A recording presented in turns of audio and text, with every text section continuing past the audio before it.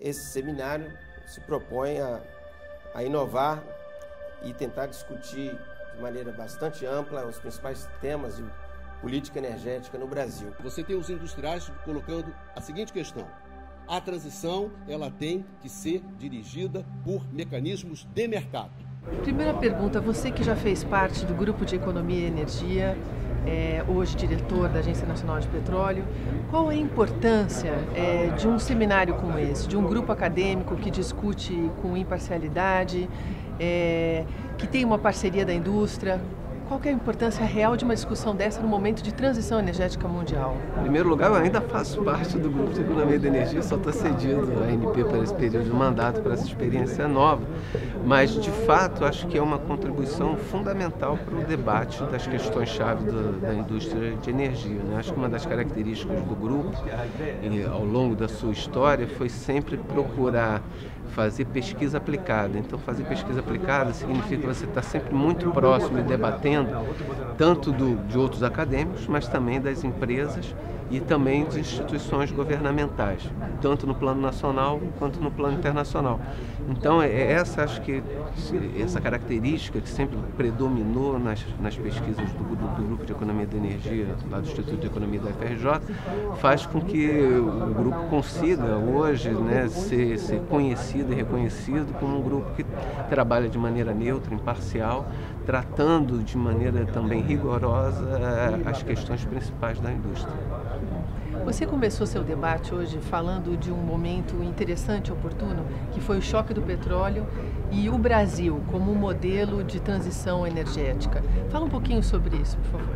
Então, acho que o Brasil hoje é uma ilustração desse processo de mudança estrutural de longo prazo, né? Se a gente olhar bem, em 1973 o Brasil importava 85% do seu petróleo que era consumido aqui, né? Hoje o país se torna exportador líquido.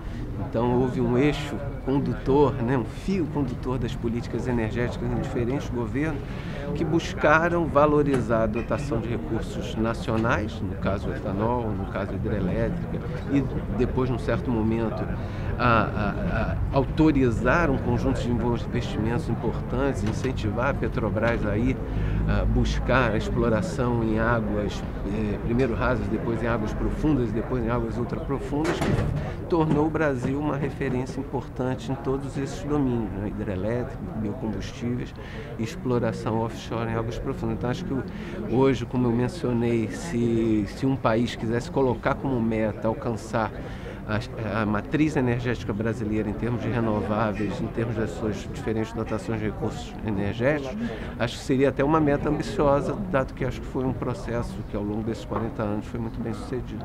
Uma última questão, Helder. Você colocou no seu debate, aí levantou a questão da redução de emissões, do abastecimento com segurança, né? E quando a gente fala de tendências e dilemas da matriz energética internacional, você acha que existe uma matriz padrão? Não, não.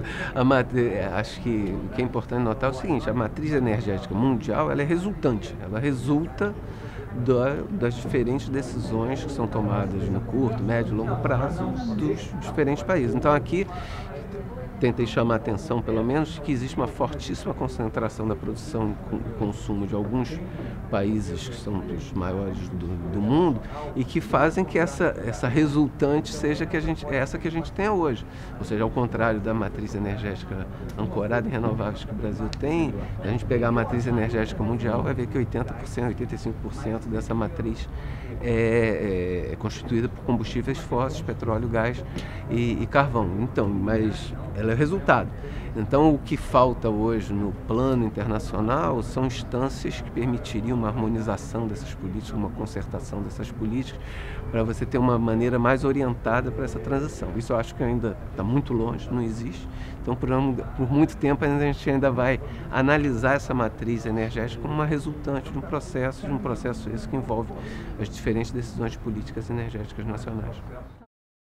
Existe custo em usar os combustíveis fósseis e existem custos em não usar esses combustíveis fósseis. A primeira coisa é reconhecer esse trade-off. E aqui no reconhecimento não é simplesmente um reconhecimento científico. É o reconhecimento o quê? O reconhecimento político. Acreditamos que podemos aprender com esse seminário para poder ensinar.